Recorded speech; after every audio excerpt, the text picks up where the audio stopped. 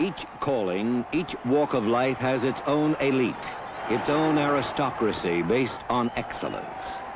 But excellence never comes easily. To provide those moments when an individual demonstrates their mastery, their excellence means sustained performance.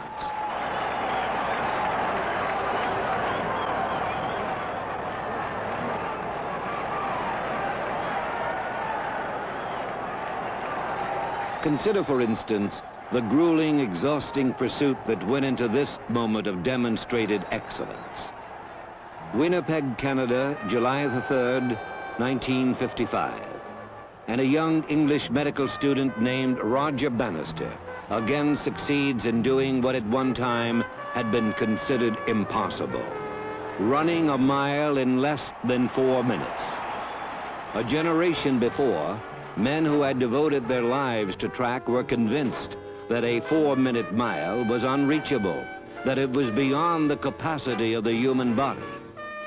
With the aid of charts and graphs, a track coach from California declared that the fastest time a man could run the mile was 4 minutes, 1 second. Another stated flatly, "There will never be a 4-minute mile. A man's heart will not stand it, and that's all there is to it. 4 minutes is absolutely a physical impossibility." And yet there were men determined to attempt the impossible. The great Paavo Nurmi in 1933 ran the mile in 4 minutes and 10 seconds. American Glenn Cunningham lowered the mark to 4:07 in 1934. And between 1942 and 1946, 2 Swedish milers battled each other for the record. Gunder Haig took it to 4 minutes, 6 seconds. Arne Anderson to 4 minutes, 2 seconds. And Haig again to 4 minutes, 1 second. But there it stayed, close, only a second away from the magical 4 minutes. But that 1 second seemed insurmountable.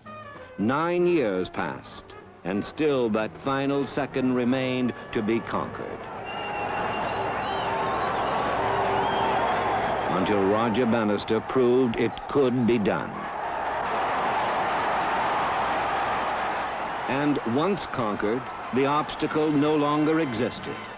Other men lowered Bannister's mark. Derek Ibbenson took it to 3:57.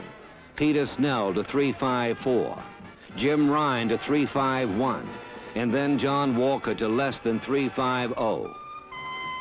Is a 3-minute mile possible? Probably. Psychologists tell us that human beings have barely tapped the potential of mind and body. In almost every sport, what was thought to be humanly impossible a dozen years ago is now accepted as matter of fact. The 18-foot pole vault, the 70-foot shot put, the 7-foot high jump. Why? Are today's athletes that far superior to the athletes of a decade ago? Or is it perhaps a question of technology, of hardware, fiberglass poles, breakaway hurdles, better designed starting blocks?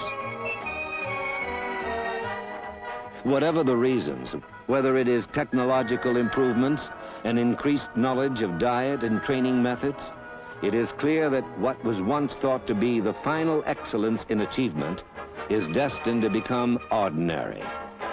If excellence is relative, what is it that drives people to the pursuit of it?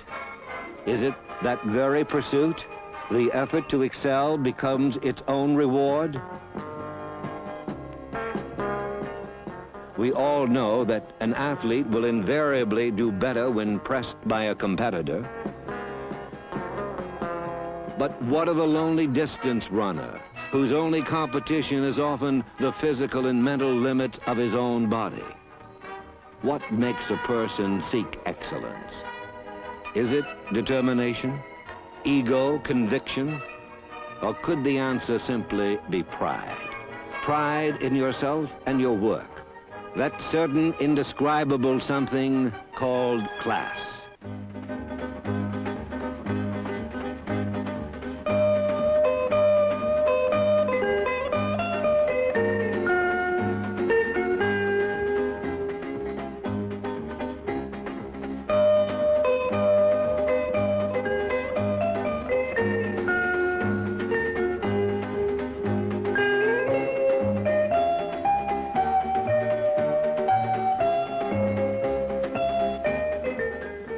There is the real measure of performance. The courage, capacity, and stamina that will not tolerate second best. Excellence in sports is easily demonstrated. For most people, the pursuit of excellence takes less spectacular forms. From the private drama of a 4-year-old learning to tie his shoe, to the exhausting dedication of a ballerina. But one thing is sure, the pursuit of excellence requires a commitment. But more often than not, the demonstration of this excellence takes place not in a crowded stadium or a well-lighted stage, but in a quiet and lonely place, with only yourself as the spectator. Even then, there is a reward. The personal fulfillment that comes with knowing that you have done your job in the best way you know how.